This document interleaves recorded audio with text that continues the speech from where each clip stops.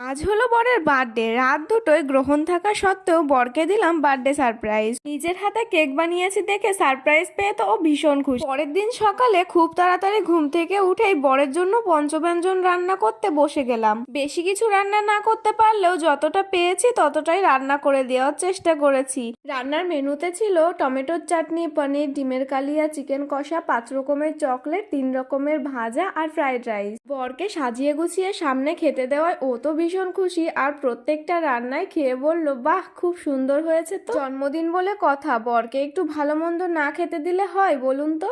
প্রথমে ও একটু হাত দিয়ে খেলো, তারপর আমাকে বলল তুমিই আমাকে খাইয়ে দাও। খাওয়া দাওয়া সেরে তারপর চলে গেলাম বাজারে। সেখান থেকে কেক আরো ডেকোরেশনের সমস্ত কিছু নিয়ে কোল্ড কফি খেয়ে বাড়িতে চলে আসি। আর হ্যাঁ, আপনাদেরকে বলছি, ভিডিও তো দেখছেন কিন্তু সাবস্ক্রাইব কি করছেন? সাবস্ক্রাইব করে দিন। এই হলো বরের বার্থডে কেক। তাড়াতাড়ি আসছি বার্থডে ভ্লগ নিয়ে। বাই। সাবস্ক্রাইব।